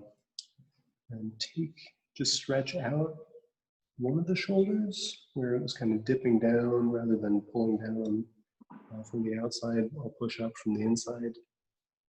Both techniques work. And I'll do the same, just do around the pinching to sort of thin that out all around. I think the back area, I'm actually going to make a continuous, like instead of having it drop in and up, I'll just have one side that's a continuous contour. Is there a reason you're using your fingers at this stage for the outside instead of the rib? Yeah, I tend to use the ribs just for finishing or stretching. But here I have a little bit more control. I guess the ribs I use kind of more mindlessly. But my fingers, I can get a better feel for how the curves actually are. This is one thing that's great when you're trying to make something really smooth and you're just like shaving it down. Even when you look at it, it can be kind of hard to see, but if you take your finger and run it along the form, you'll be able to really feel a flat spot and a ridge and all of that. Your fingers are just primed. They can get a lot more information sometimes than your eyes will. We're using really good lighting is also important, whether a spotlight or just being aware of how light falls on a piece to get rid of smooth stuff. Also, I have to stress, like, just because I'm smoothing these things out, you really don't have to. This is like a weird, tick of mine.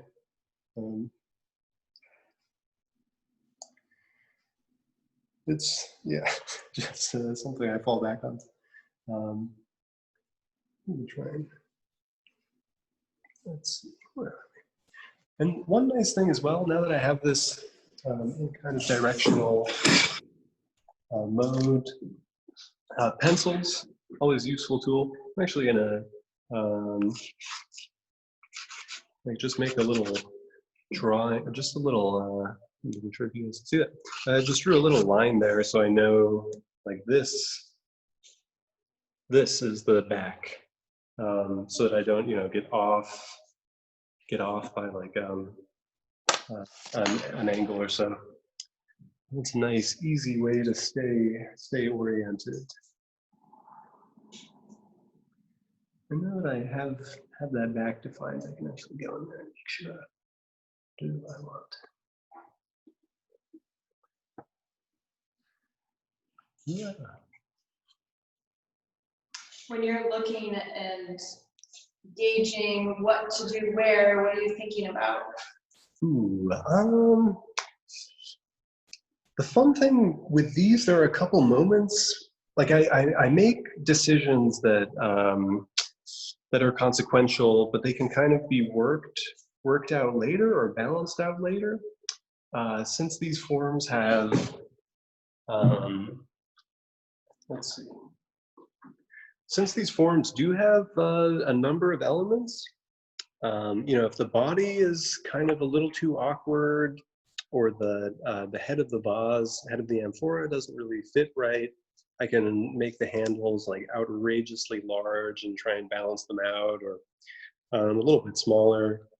There are kind of some nice moments where I can, yeah, just balance out the proportions. So here it's really pretty free form.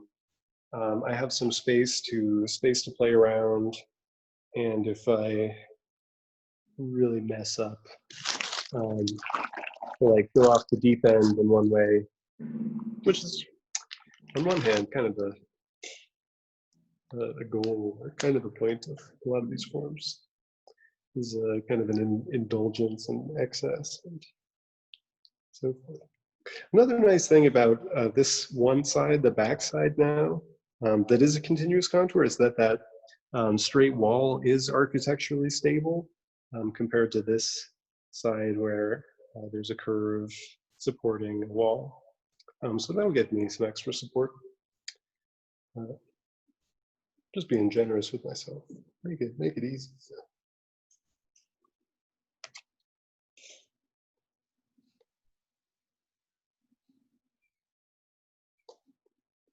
And so with these, I'll probably just keep building up this neck and tapering it in. Just like when you throw collaring stuff in, you basically, you know, just constrict it with even pressure, either from 2 points or 3 points. That's interesting. 3 points or 4 points, or however many points going like that is. So, you know, you can do the same thing, just slowly working your way up. And that'll give you some height, just like it does on the wheel. And it'll be extra thick since it's been compressed inward. And then you can keep pinching that out and get some more height.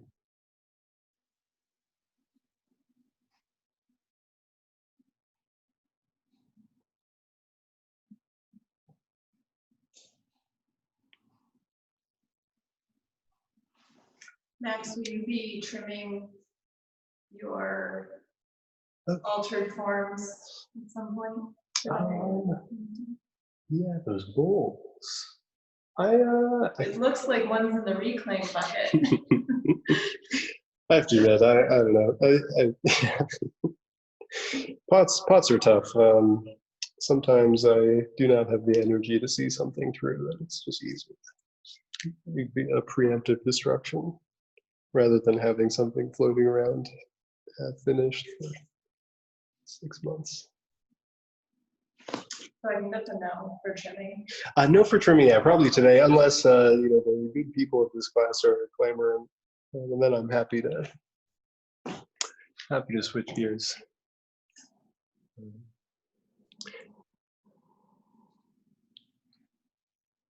Yeah, I'd love to see who else. My grid only shows 4 people here, so I'm not sure if everyone's here, if anybody else has stuff they're working on that they like to show, or something cool they have laying around,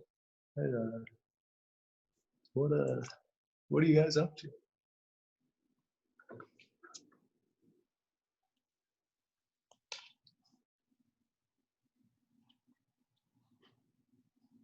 I have another observation or whatever. I'm not really. I was working with this black mountain clay with one of these pots, and I was rubbing it when it was leather hard so that it would be shiny. And then when it went in, came out of the bisque kiln, it was really smooth. I don't know if you remember, and it was kind of still had a shine to it. And then it went into the next, after I'd painted it, went back in the kiln, and it came out really kind of like what the what you're doing with the all grainy. Anyway, it came out really grainy, and I'm wondering how that happened. It just because I didn't use water on it. I just used my finger mostly, my thumb, to get it really smooth and shiny. It's pretty darn interesting. There are a couple things going on for sure. Like, I know you've worked with terra sigillata, which is essentially a super fine clay mixture, like super fine, super plastic clay. You scoop like the top of the sediment of really wet clay, and it's the finest of the fine. And that's what all, you know, like traditional painted Greek amphora, they have those nice silky, semi-glossy, sheen surfaces. And those are also burnished shiny as well. But you lose that sheen after a certain temperature. I don't frankly know as much about that, where that line is or what exactly happens when it does lose its sheen. That clay is particularly groggy. Like most terracage work is done on smooth clay bodies at a low temperature. And with these groggy clay bodies, the higher it's fired, the more the small particles of the clay, which is most of the clay, shrinks. Where the grog, though, is already fired. It's already been sintered and vitrified to a certain temperature beyond our normal range. So it won't shrink at all. So while the clay body is shrinking, it's not, and it'll sort of rise up to the surface. So that's, you know, certainly an aspect of what's going on there. It shouldn't really, you know, be revealing itself per se. Sometimes you'll get teeny little fissures and little protrusions. A great resource to look if you're into that, into clay inclusions, is Shigaraki ware, which is this area in Japan, in central Japan, that's famous for its medieval tea ware. Essentially, these peasants were making ceramics because they needed ceramics around, you know, for farming purposes, grain storage, and everything else. And the natural clay deposits there have small chunks of granite or feldspar, more or less, using our ceramic terminology. And that granite has the same effect as those chunks of grog, except they're much larger, and sometimes they melt and turn glassy. And the more they melt, the more they expand with thermal expansion. So they call them crab eyes. And if you think about a crab eye, it's really like this weird teardrop thing that, you know, crabs are insane creatures. But so this clay body that these peasants are making, they have these lovely sort of dumpy, awkward jars full of these little granite inclusions, some of which are melting and creating these little teardrop bursts. We can kind of get into that too. You know, you can make all your own aggregates. You can bisque big chunks of glaze and smash them up with a hammer and wedge them into your clay bodies. You know, do insane things like that. Just be careful. Do some testing before you put a clay body full of glaze into a kiln, or to defend the shelves. Kiln safety is simple. I got off topic there, but I think that I don't think she likes the grit. Indeed. The Black Mountain may be a little bit too gritty for that. You can also use a thicker layer of whatever slip you're using, although you will have to be careful. There are some trade-offs. More thickness means there's a higher concentration of water, which means more shrinkage, which means maybe some cracking or maybe some flaking. But I didn't use any TerraSig on it. All I did was rub it with my thumbs and some plastic so that it kind of got shiny. So out of the bisque, it was nice. It was this interesting kind of coffee cream color and really shiny. And then when it went into the next kiln, it came out really black, which I like. And I don't mind the grogginess of it, but it was just such a difference from the way it had come out in the kiln, which was the bisque, which was shiny and smooth. And then it came out black and you know, rough. Definitely. Yeah, all trade-offs, trade-offs for sure. Good to be aware of those, when you select a clay body. And especially, you're making planters, so if you like it at bisque temperature, you're like basically good to go. The rules of planters are certainly different than like functional work. Max, can I ask you a related question? It's Barb. Because I use a Black Mountain also, and I do a lot of underglazes, and then Naomi Clement's white slip, and I have flaking problems. So in one of her recent online tutorials, she said add sodium silicate. So I ordered that, and I have a bottle of it, and it arrived in the mail, and now I don't know what to do with it. Yes. If you're willing, I was going to talk about stick-up slip in the following class. Okay. What time is it actually? You have 10 minutes. All right, we're going to save that for next class because it's a whole thing. Honestly, slips are one of the more complex. Yeah. It seems like it should be simple. Like you have some wet clay and you like attach it, you brush it on, and it should be good to go. But I find them to be, frankly, one of the most difficult things to work with. Okay. Which is why I stay away from it. Sodium silicate is a deflocculant.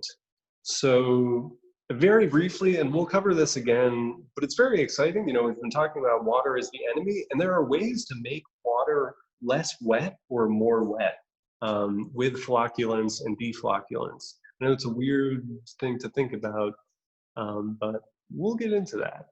Okay, that'd be great.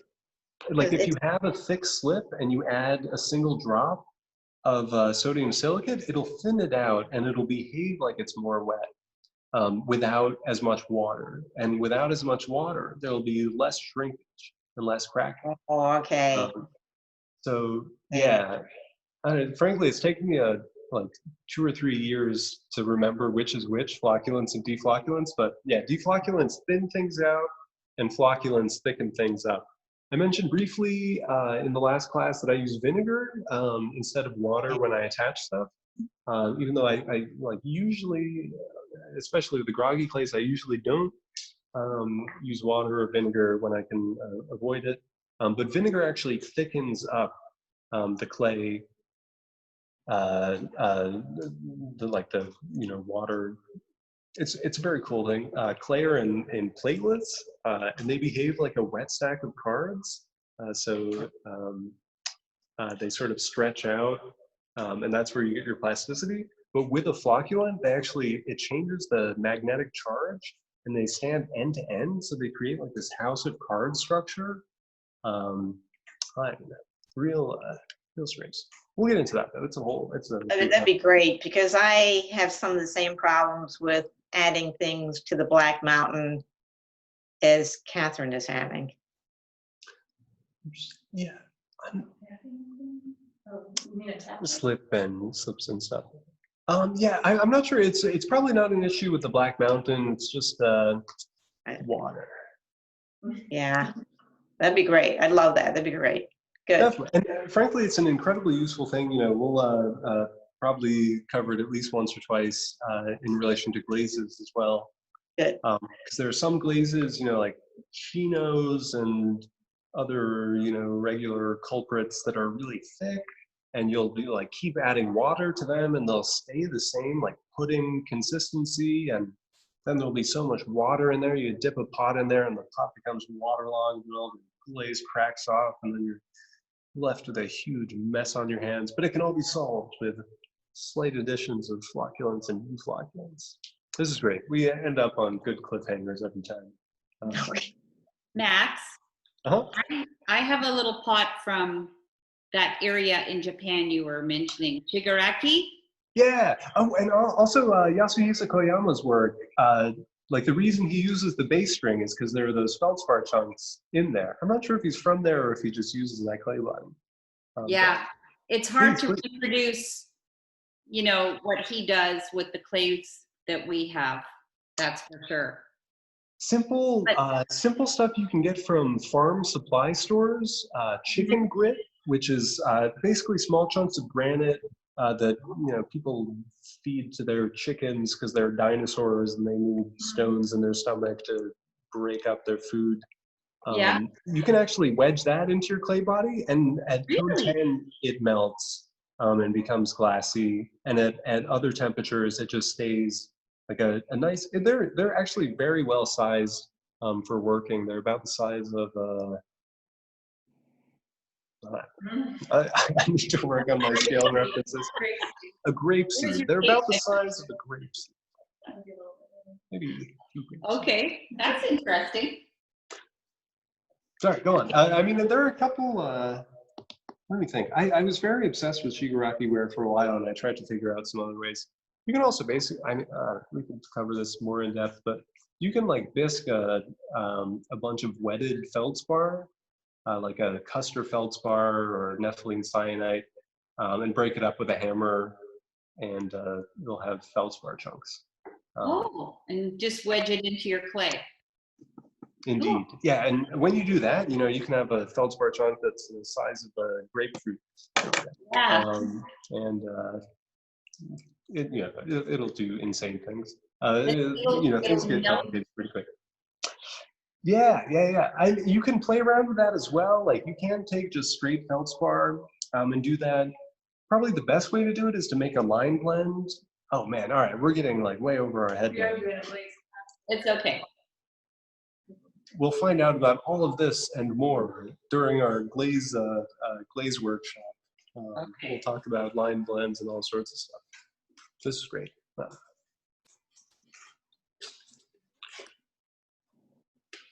Okay. Can you show us that piece if it's on hand? I'm trying to get clay on this.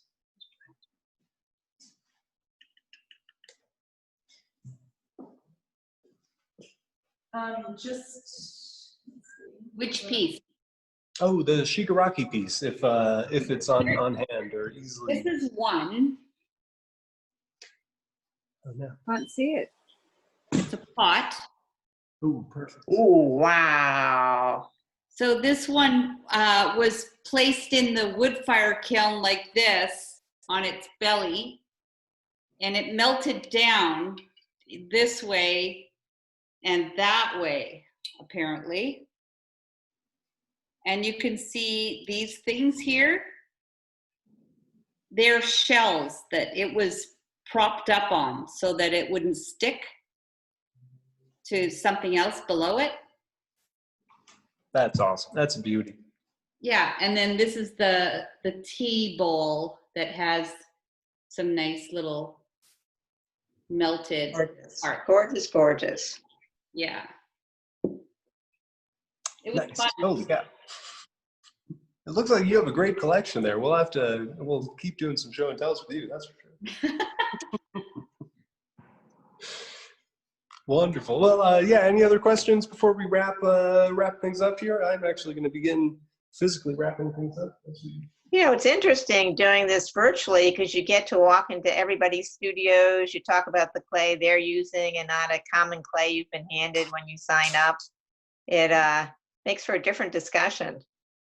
Truly. Yeah, it's been an interesting thing to get used to all around, but certainly not without a host of benefits. All right. Does anyone need any help with Facebook? I think I'm good. Bella, I sent an invite. I think it's looking for authorization on your end. I haven't checked if I got let in. I searched for the Facebook name directly. I think I let you in. Yeah. Okay. Take a look again. Great. Thank you.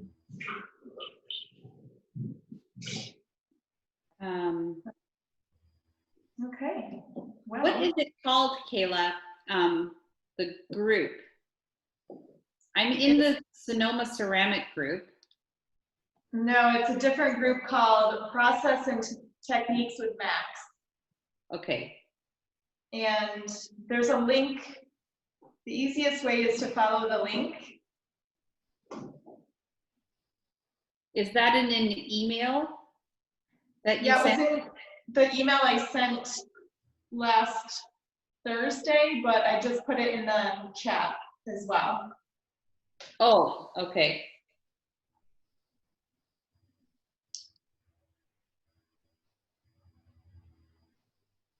And I just wanted to remind everyone that the final class, if you choose to take it, is Max's Glaze class.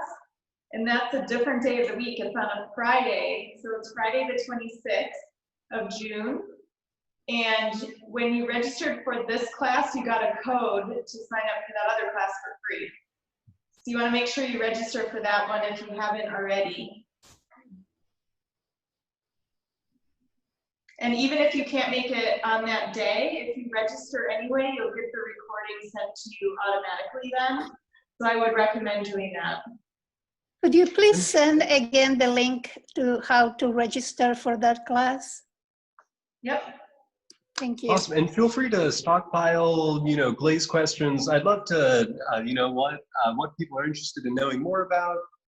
Again, that final class will be, less like chemistry per se, but like real, like useful physical things. What happens when you dunk a glaze for 8 seconds rather than 4 seconds? What happens when you fire something 1 cone hotter or 1 cone lower?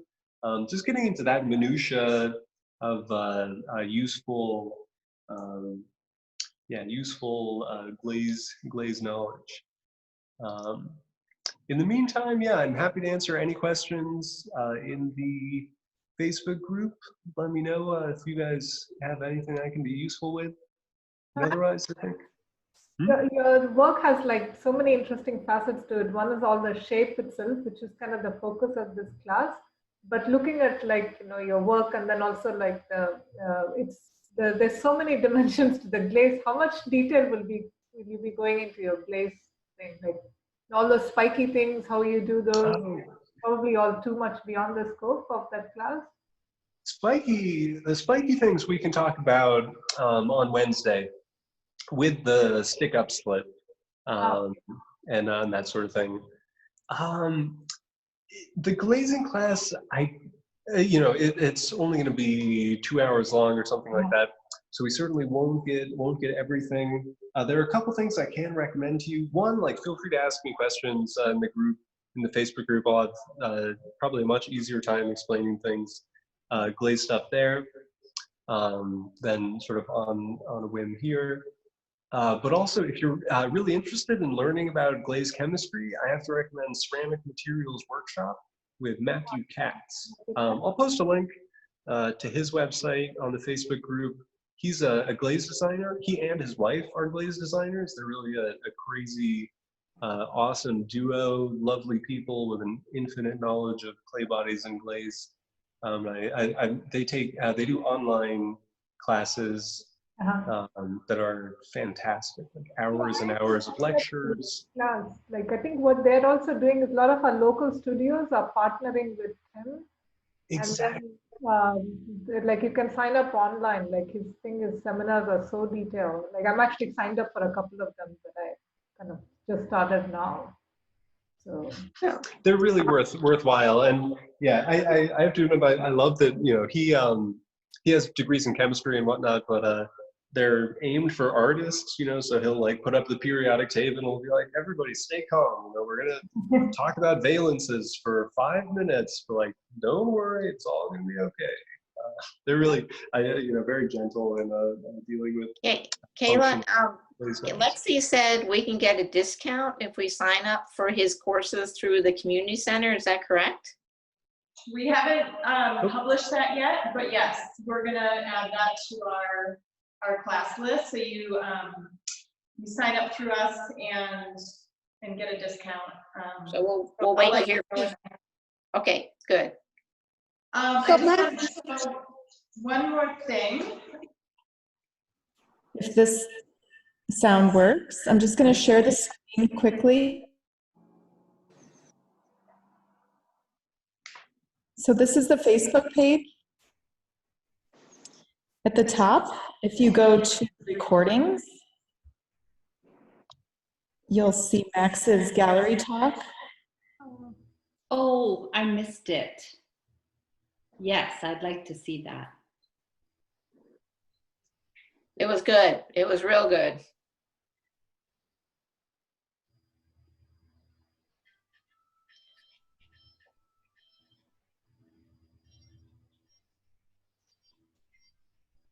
Whoop, hello. Sorry about that. I muted her by accident. And Can you hear me? now we can. Okay. On the Facebook page, right here, topics, right near the top, recordings and passwords. That's where I'm going to put all the class recordings if you want to rewatch these. And it's also where his artist talk is. And then under passwords, that's where I'll give you the password to sign up for his glaze class for free. And also, I think the sculpture supplier will give me a password for you guys too. So I'll be putting those things in there as I get them. Okay. Right. Awesome. Okay. Thank you. And Great. Kayla, will you send us the link again? I must have deleted it. Yes, I can do that. Can I just put it in the chat right now, or do you want to email to you? Yeah, that's Okay, fine. It's right there in the chat. Let's see, where are we? Thanks, Max. See Thank you you, Max. Wednesday. Thank My you. pleasure. Sounds good. We'll see you Thanks, guys Max. then.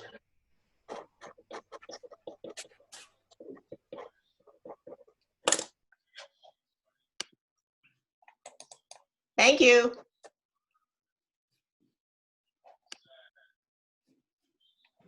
All right, is everyone good? I think we're good. Good. And You guys, see you. yeah, I think the Wednesday. Facebook page will be a great place because, as you know, we shared a lot today with links and artists and all the, you know, a lot of cool stuff came up. So Absolutely. yeah, and that's something that you can use as a resource. So Yeah, it's your access exactly. to Max other times of the day and week. Access. Do you check once a week, once a day-ish? Yeah. 24-hour turnaround. I will figure it out. Cool. You guys, thank you. All right, everybody. Barb, did you have a question? No, I'm good. Okay, I'm you're good. muted. Thanks, you guys. Bye-bye. Bye.